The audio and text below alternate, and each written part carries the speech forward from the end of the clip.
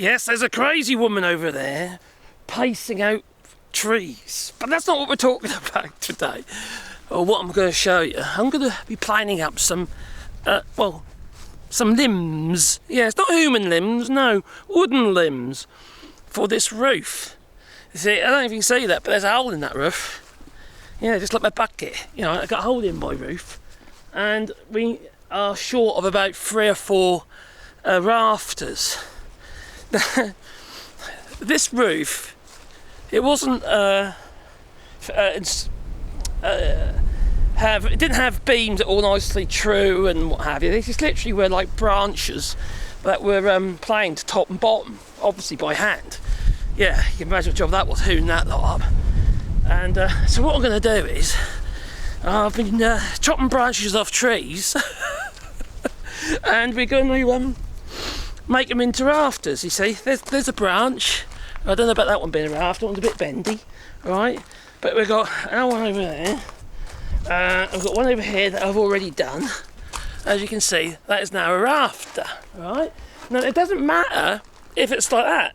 You just need top and bottom faces flat so you can line them up with your battens and what have you. You know, they wouldn't have had battens originally, they'd have had what they called valise. So they would have had this stuff, right? Let me show you. That's what we call valise here in France. And this generally would all been hand split from chestnut. I'm just trying to find you a couple of bits now that can show you what I have. Here's a bit of valise, alright? Little strips of wood and tapered on the ends like that, and they'd be sat over the top of the rafters, and the tiles actually sit on top of all these bits of wood. I mean, needs to say, you know, there's a bit of a palaver. So we're not doing that because we're now putting interconnecting tiles on there, you know, mechanical tiles on that roof. Reclaimed ones, you know, keep the cost down. It's only a barn. And so we thought, oh, we'd make some rafters, right? Instead of using stuff that's already square, we're basically making these. This one's chestnut here.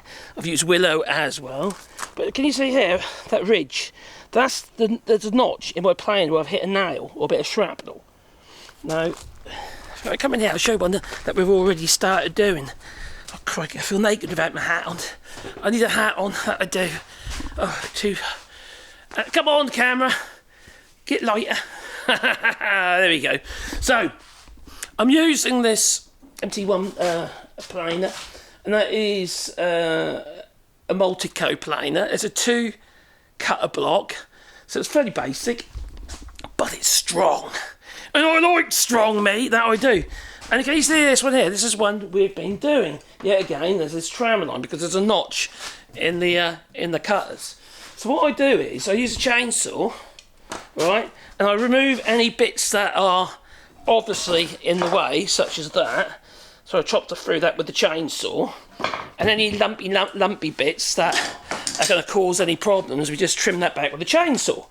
And then we run it through the planer. Shall I show you? I think I should, shouldn't I? Yeah, I'm talking enough about it, but I really need to show you. But before we do, let's use the Lefeli blower. This thing's brilliant, I love this thing. It's so powerful, right? It's just on low, it's powerful.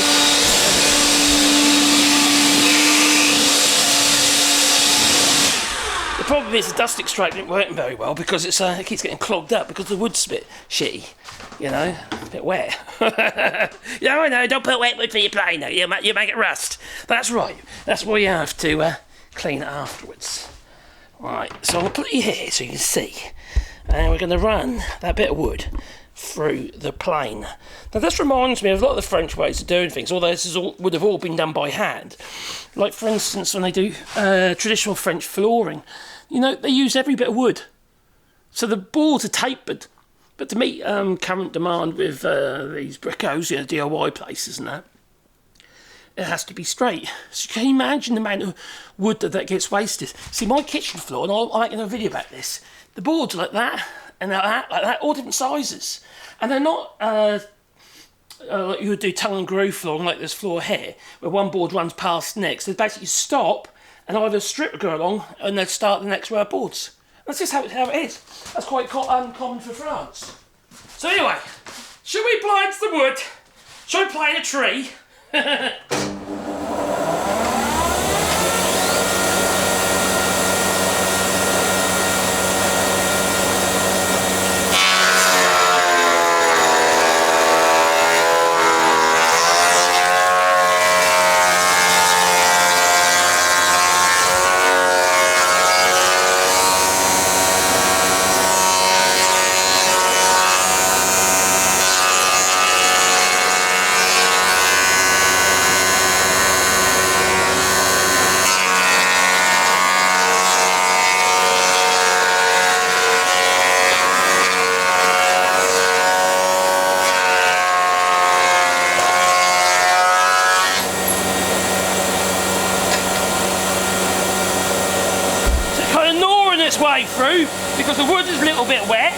And also the planer irons, the knives, are a bit blunt, as you can see. But it don't matter for this job. I want to do this before I change the knives over for another set. Should we do it one more time? I reckon so.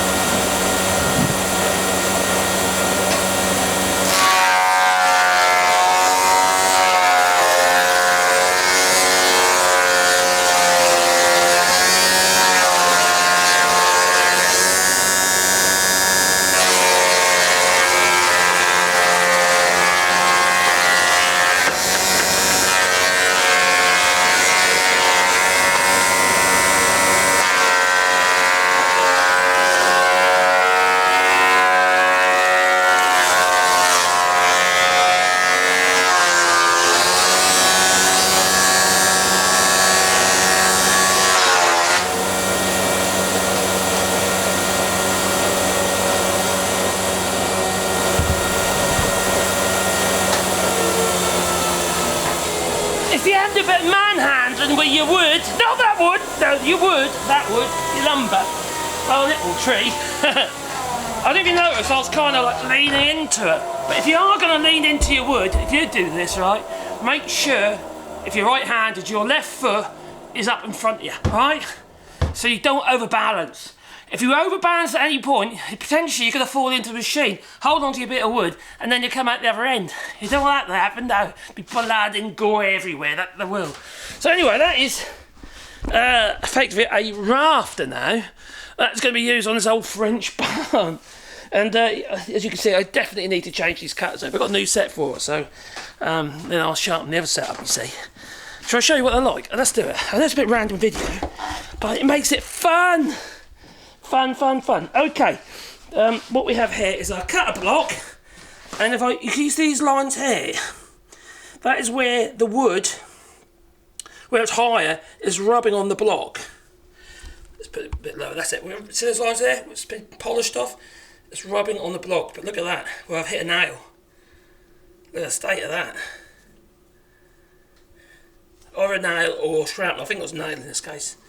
So there's that one there, that one there, that one there. A few notches there as well, look. And a lot of this because we've been doing a lot of recycled work, so we're using like old barn wood and stuff like that.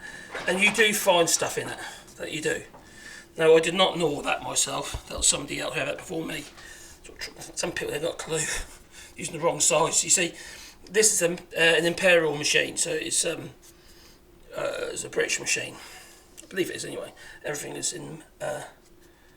it's an imperial. People try and use the wrong size Allen keys on the cutter clamps. It's the state of that, look. Big notch there. So that one would refer or reference to that one there in your wood. Right. Here we've obviously got a situation where we've got grain going off in all different directions, so because the cut and the knives are so blunt, just gnawing its way through. I really have been putting a hell of a lot of load on this machine, really, just to make a rafter. But anyway, that's how I'm making the rafters. It's all a bit Heath Robinson, a bit kind of rough around the edges, but it doesn't matter.